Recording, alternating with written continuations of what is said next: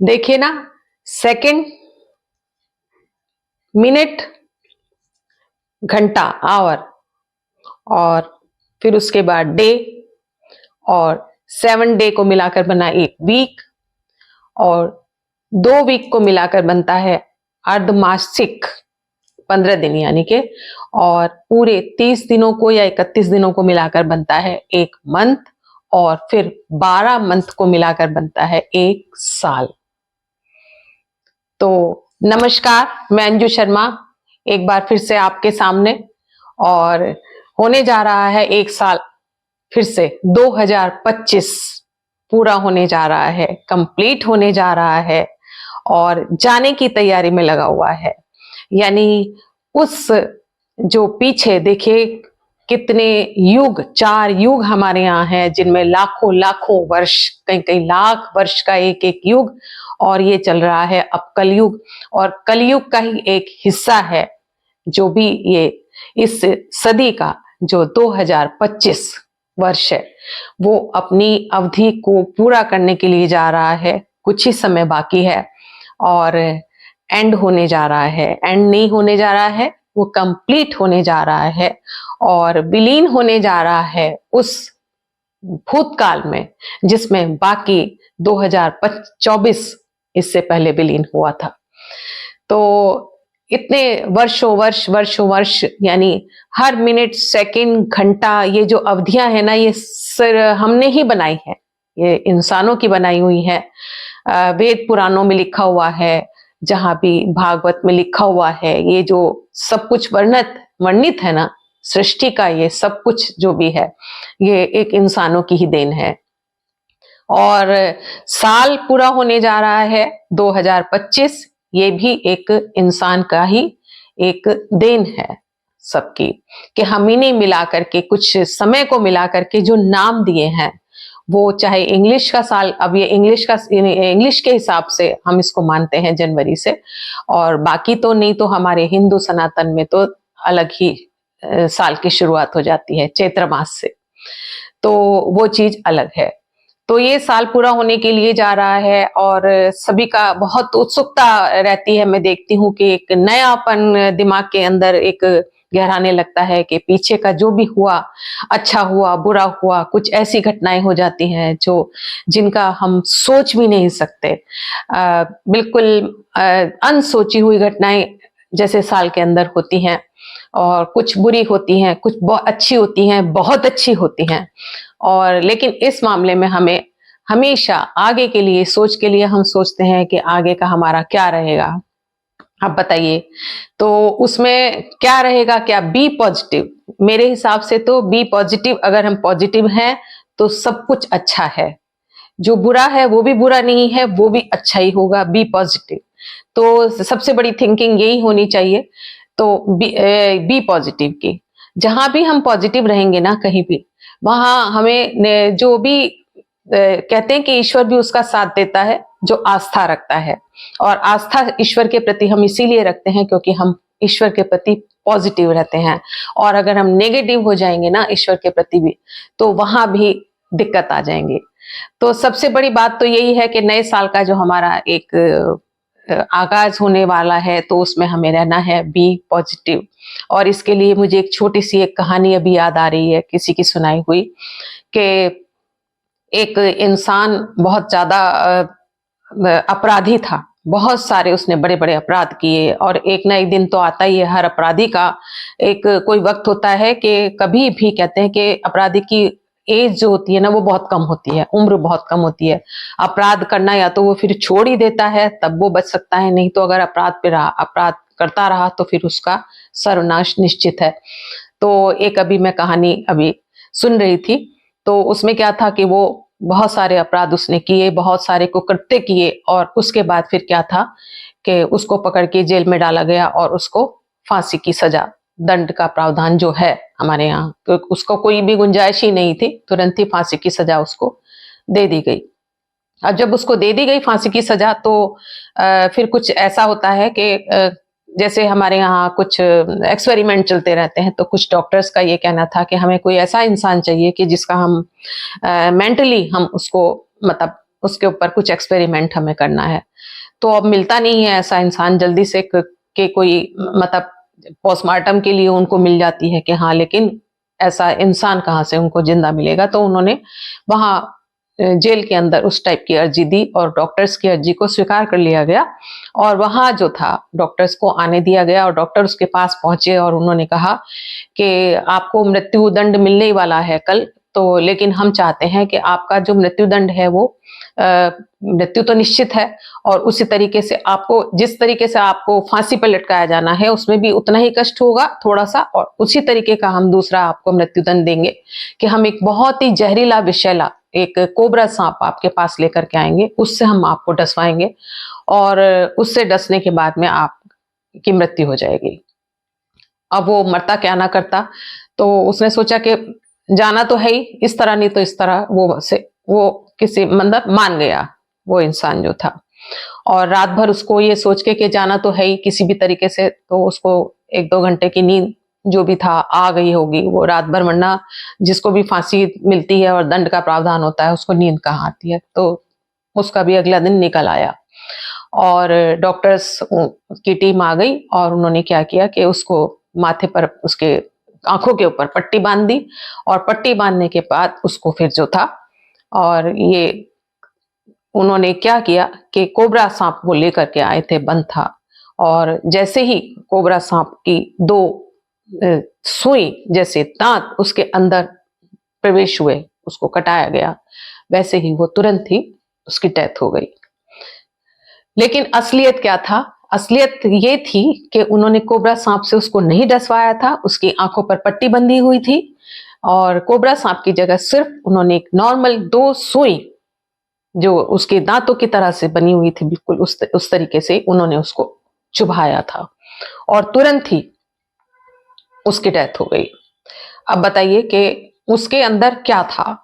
उसके अंदर इतना नेगेटिविटी का जहर भरा हुआ था उस इंसान के अंदर कि बिना कोबरा सांप के ही वो उतनी ही शीघ्रता से मर गया जितनी शीघ्रता से कोबरा सांप उसको सचमुच डसता और वो मरता। उसकी मौत आ गई। तो ये थी पॉजिटिविटी और नेगेटिविटी। नेगेटिविटी का जहर उसके अंदर इतना भरा हुआ था, वो मतलब सोचता रहा, इतने उसने कर्म दंड किए हुए थे, इतना था। तो नेगेटिविटी किसी भी जहरीले कोबरा सांप से भी बढ़ करके है। तो यही हमारा मोटिव होना चाहिए कि बी पॉजिटिव। तो ये तो थी एक मेरी कहानी, एक छोटी सी बी पॉजिटिव रहने के लिए।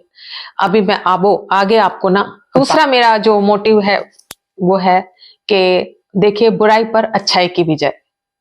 कितना भी हम देखते हैं अपने चारों तरफ, हम बहुत मतलब परेशान होते हैं, चारों तरफ नेगेटिविटी रखते हैं एक तरीके से, ये यहाँ ऐसा नहीं है, ऐसा होगा तो कैसा होगा, ये ऐसा क्यों नहीं कर रहा है, उसने मुझे इस तरह से बोल दिया, ये मेरा क्या होगा, ये जो सारी बातें हैं ना, ये सब अगर हम पॉजिटिविटी के साथ लेकर चलेंगे और दूसरा बुराई पर अच्छाई की विजय। आपने भी बचपन में एक कहानी पढ़ी होगी, मैंने भी पढ़ी थी, उसी का दूसरा रूप मैं बताऊंगी कि एक डाकू था और बहुत एक कोई शरीफ आदमी था, उसके पास बहुत अच्छा सा एक घोड़ा था और उस जैसा घोड़ा कहीं नहीं मिलता था। तो एक बार जब वो जा रहा था रास्ते में तो डाकू ने उससे मदद मांगी, एक गरीब और लाचार होकर, और उसने उसको घोड़े पर बैठा लिया अपने, और उसके बाद उस डाकू ने क्या किया कि उसको गिरा करके और वो घोड़ा लेके चला गया। तो उसके बाद उस इंसान ने उससे ये कहा था गिरते हुए कि देखिए तुम ये घोड़ा ले जा रहे हो, लेकिन ये जिक्र किसी से मत करना कि तुमने घोड़े को छल से इस तरीके से मेरे से हासिल किया है, ऐसा कभी मत करना। तो उसके बाद में उस डाकू का हृदय पर परिवर्तन हुआ उसकी बात से, और वो उसको वापस जब उसने सुबह देखा तो उसके यहाँ घोड़ा बाहर बंधा हुआ था उसका। तो इसी कहानी से संबंधित मैंने एक कहानी जो सुनी है वो मैं आपको सुनाती हूँ।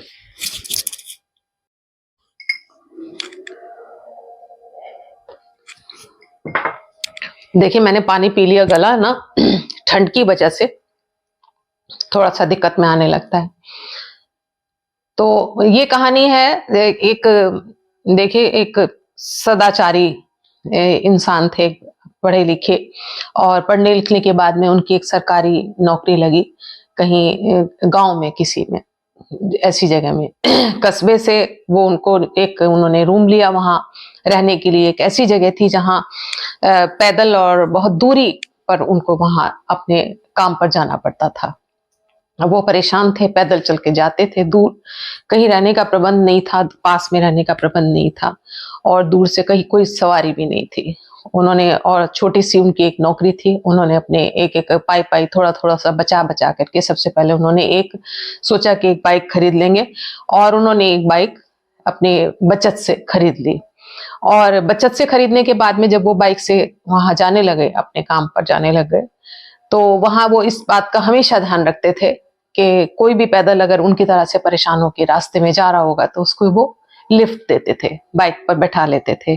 कभी कोई बच्चा, कभी कोई बूढ़ा, कभी कोई जो भी मदद चाहता था उसको वो पूछ करके अपनी बाइक पर बैठा कर ले जाते थे। उनकी बाइक के पीछे हमेशा ही कोई ना कोई आते हुए जाते हुए होता था, यानी वो मदद इतनी ज्यादा करते थे।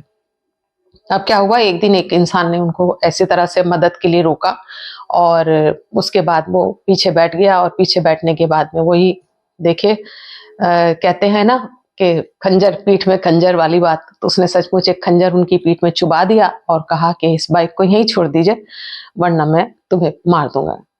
अब उन्होंने चुपचाप उसको, बाइक को वहीं की वहीं छोड़ दिया।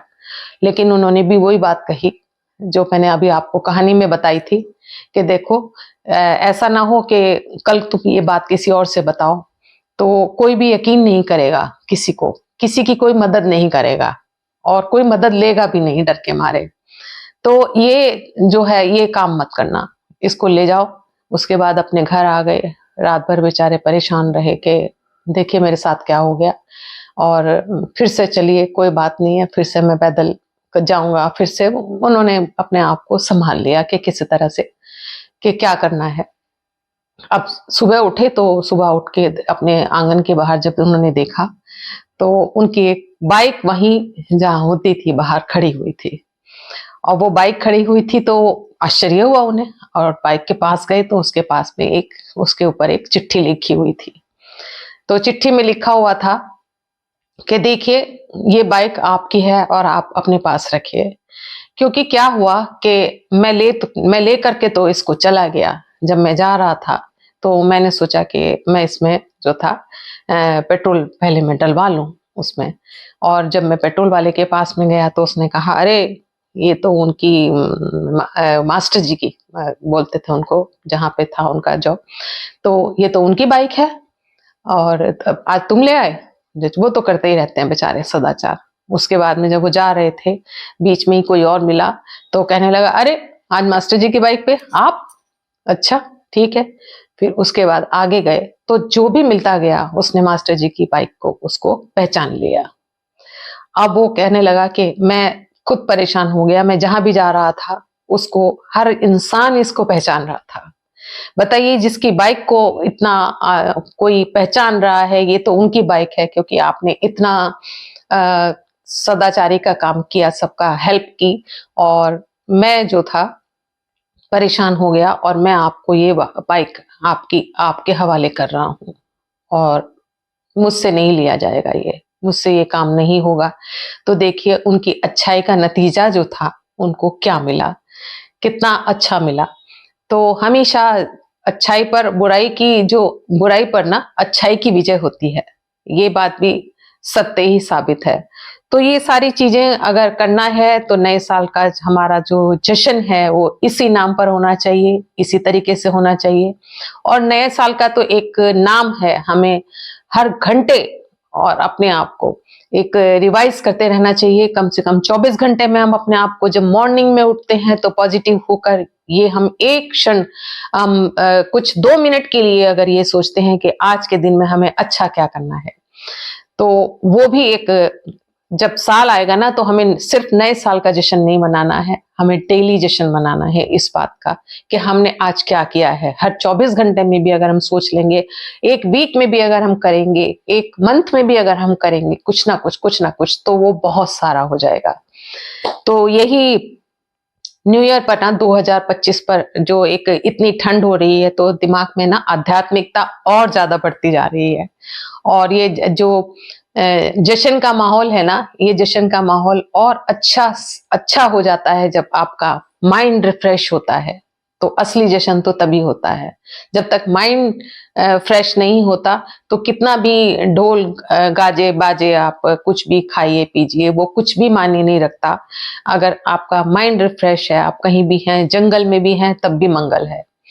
तो हमेशा बी पॉजिटिव, और ये ध्यान रहे कि हमें नए साल का जश्न किस तरह से मनाना है। और हाँ, एक चीज और, नए साल में हमें कम से कम एक पेड़ तो, हम वैसे भी एक पेड़ रोज लगाइए वाली बात तो आई, एक कम से कम हफ्ता में लगाएं, महीने में लगाएं, और नहीं तो एक साल में तो जरूर ही लगाएं। और आप सब भी लगाएं। तो आप सबको आने वाला ये वर्ष बहुत बहुत बहुत सारा शुभ हो, और बहुत सारी आप सब लोग तरक्की करें, और हेल्दी रहें, वेल्दी रहें, एंड वाइज सबसे पहले जरूरी है, एंड बी पॉजिटिव। तो नमस्कार।